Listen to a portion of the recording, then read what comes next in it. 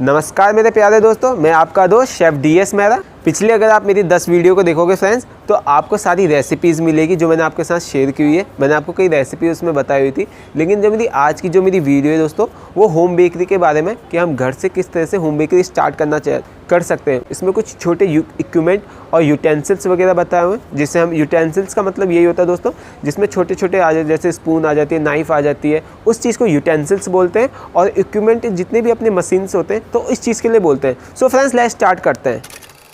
सबसे पहले जो हमारा मेन इक्विपमेंट है दोस्तों, वो ओवन पर आ जाता है। अब कई तरह के ओवन होते हैं जो मार्केट में मिलते हैं। आप कई बार मुझसे पूछते भी हो कि हम कौन सी कंपनी का ओवन यूज़ करते हैं।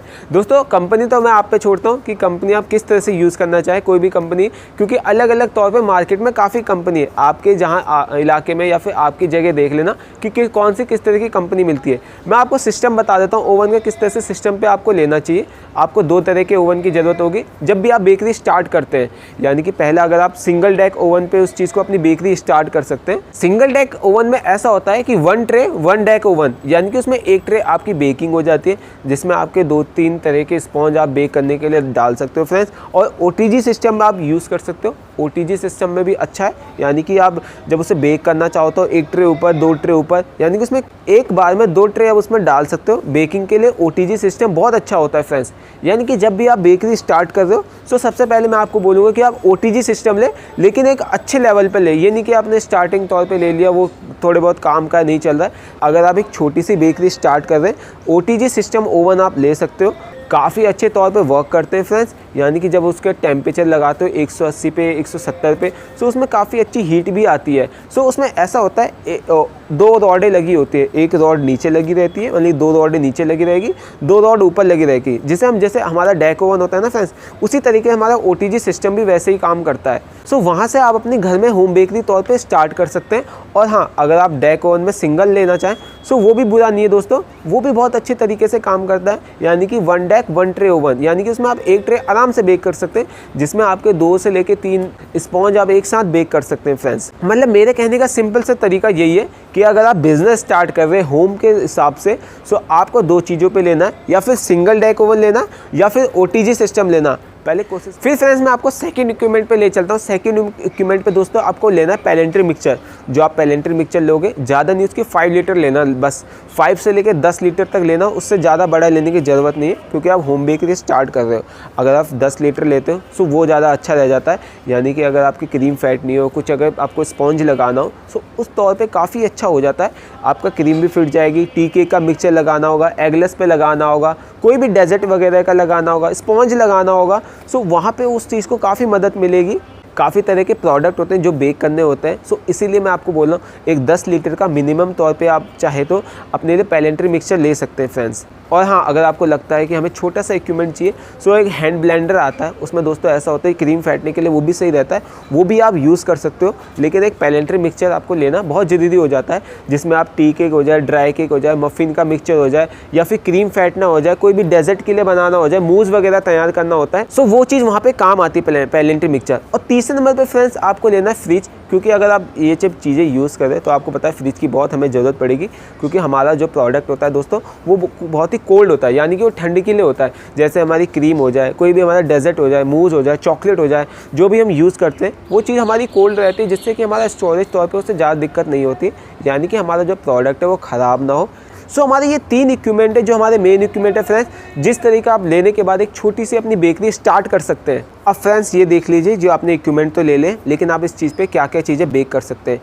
अपने टी केक हो जाए, कप केक हो जाए, मफ़िन्स हो जाए, brownie, tea cake, muffins, chocolates, sponge और ऐसे कई तरह की जो चीज़ें होती है जो हम डेजर्ट के तौर पे यूज़ करते हैं, वो भी फ्रेंड्स आप छोटे तौर पे अपने बेक कर सकते हैं फ्रेंड्स।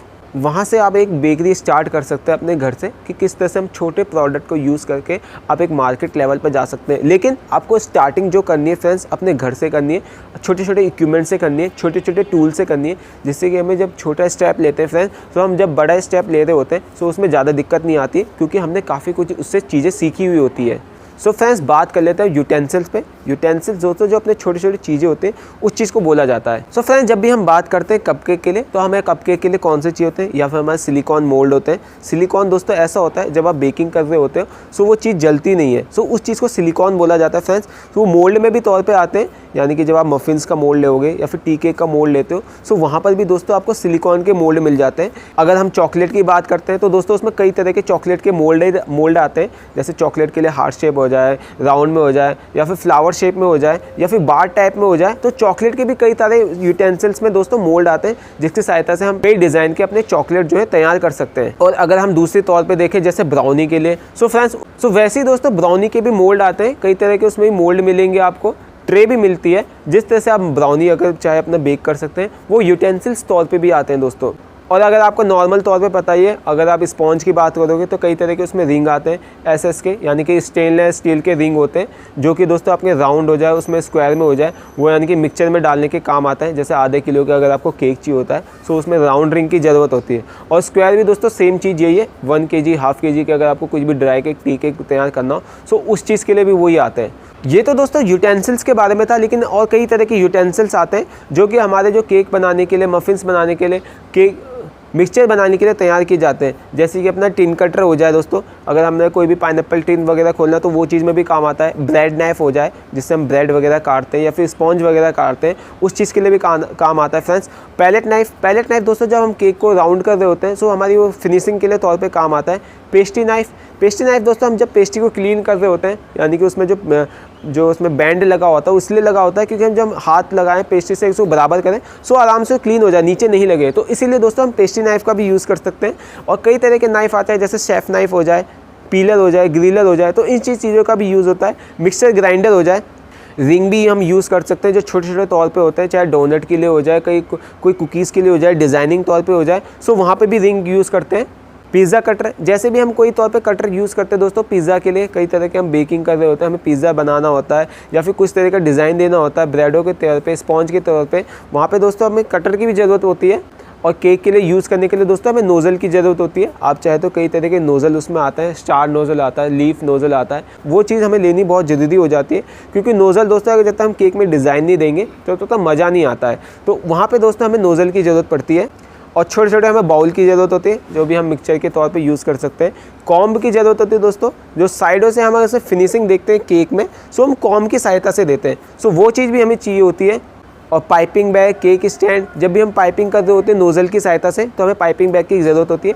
और छोटे छोटे मेज़र करने के लिए हमें वेट मशीन की ज़रूरत होती है। मेजरिंग स्पून हो जाए, जैसे हम बेकिंग पाउडर, बेकिंग सोडा का हमें मेज़र करना होता है सो वहाँ पे हमें मेजरिंग स्पून की ज़रूरत होती है। स्क्रैपर हो जाए, स्क्रैपर से दोस्तों हम जब केक को फिनिशिंग कर रहे होते हैं तो हमें स्क्रैपर की ज़रूरत होती है। डो को कट करना होता है, स्क्रैपर की ज़रूरत होती है। टेबल को क्लीन करना होता है, हमें वहाँ पर भी स्क्रैपर की ज़रूरत होती है, जिससे कि हम स्क्रैपर की मदद से क्लीन कर सकते हैं किसी भी चीज़ को।